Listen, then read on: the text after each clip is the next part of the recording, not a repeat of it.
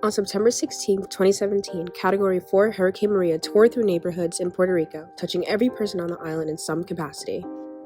2 months after Maria, half of the people on the island still did not have power. 1 in 10 did not have access to water. The situation worsened when the lack of power and telephone services made it difficult for aid, first responders, food deliveries, and water supply to locate and help those who desperately needed it.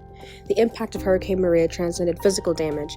In the months following Maria, people in satellite neighborhoods were losing jobs, schools were closing, and families increasingly dependent on government aid. The stress induced by the hurricane and its aftermath worsened the condition of 1 out of 3 of patients with mental illnesses. The Puerto Rican Department of Health reported an extreme increase in the number of suicide attempts. With images of destruction overtaking the media, it seems impossible to ignore the damage done to Puerto Rico's people and infrastructure. However, when it came to the toll on human life, there was a massive disparity between the number of deaths that was reported and what is expected to be the actual death count. The official number of deaths caused by Hurricane Maria falls at 64, but various credible research studies have found that this number is likely a gross estimate. One study even expects the actual death count to be 70 times greater than what was reported. So, why did Hurricane Maria hit Puerto Rico so hard? Was this devastation a direct result of the United States' failure to allow Puerto Rico to be truly independent? In order to truly understand the context of Hurricane Maria, we must take a step back and understand its impacts under a new lens, one that allows us to understand the political reality of this land and its long-standing historical challenges with political sovereignty. The United States and Puerto Rico's relationship stems back to the Spanish-American War in 1898, which subsequently led to the signing of the Treaty of Paris on December 10, 1898. The Treaty of Paris outlined the exchange of Puerto Rico from Spanish rule to the hands of the U.S., becoming one of the fundamental documents that would shape Puerto Rico's territorial status within the United States. The lack of response for Hurricane Maria has clearly been supported by this idea of a second-class citizenship, in which islanders could systematically be neglected by both political and social systems.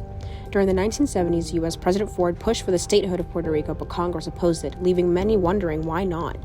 Many scholars have viewed the U.S.'s economic interest in Puerto Rico as being a major reason for not granting the island with full independence.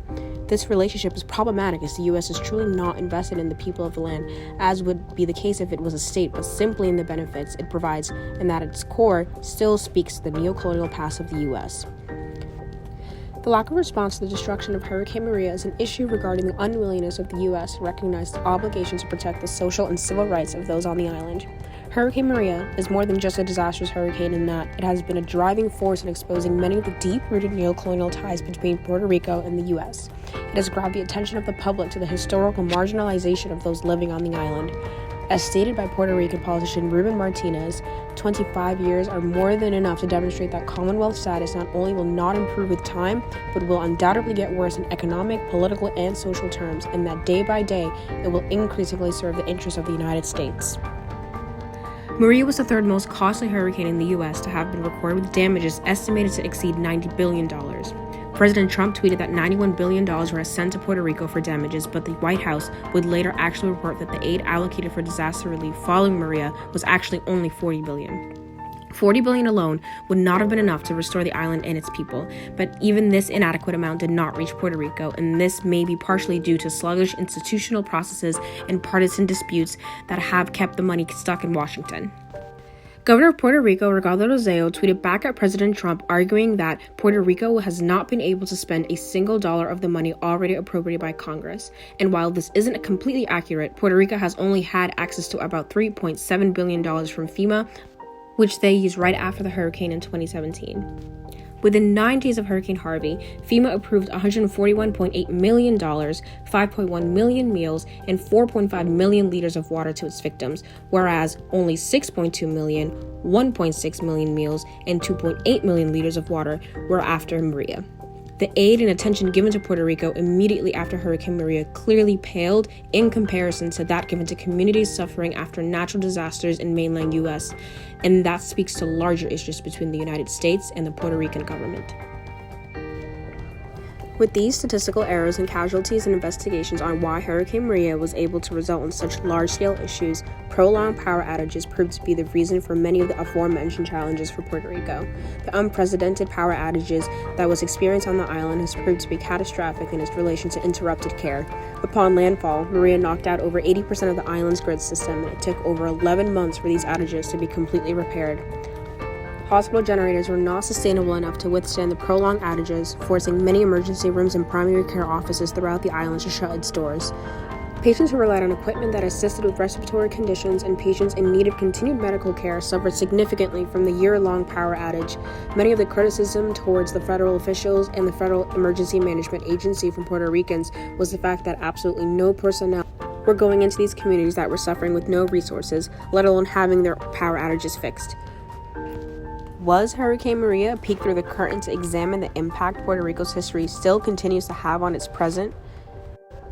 The Federal Emergency Management Agency, or FEMA, were one of the first figures of the federal government to be criticized heavily for their lack of response before and after Hurricane Maria made landfall onto the island Puerto Rico.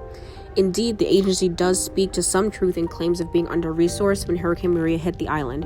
FEMA resources and personnel were already spread thin, with Hurricane Irma and the aftermath on the Virgin Islands 2 weeks prior, and with the slew of major wildfires that were raging in California at the time. However, it would be almost too easy to sum up FEMA's weak presence on the island as simply being spread too thin. This lack of response from a federal agency such as FEMA stems from a more deeply rooted issue stemmed from modern imperialism and the historical and political complexity of one of the world's oldest territories. Because of Puerto Rico's status as a U.S. territory, neither a sovereign nation nor a U.S. state, the island has zero form of representation within Congress and the Senate. With their political courts in the complete jurisdiction of officials who do not represent the needs of the island's inhabitants and not being able to have the full protection of the U.S. Constitution, we can start to understand why an agency such as FEMA was able to go unchecked when it came to the lack of accountability in making sure they did their job before and after Hurricane Maria.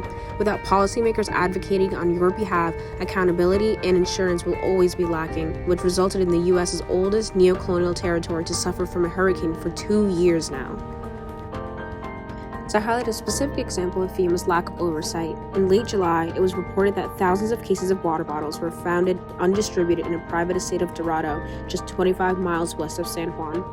They ended up being unopened and expired by the time they were found. Many residents that got their hands on these bottles stated that the water had a foul taste. FEMA released a statement saying that the bottles were left in the hands of the central government for distribution. FEMA was in fact supposed to be responsible in the distribution of the bottles and other resources, according to the FEMA Associate Administrator for Response and Recovery, Jeff Byard. FEMA officials continued to claim distribution issues and poor communication for their lack of assistance on the island. It was later revealed that there were thousands of water bottles just sitting on the airport tarmac in Ceiba as well, sitting for months under the harsh sun. The major oversight in aid distribution speaks to FEMA's indifference towards Puerto Rico during and after the storm.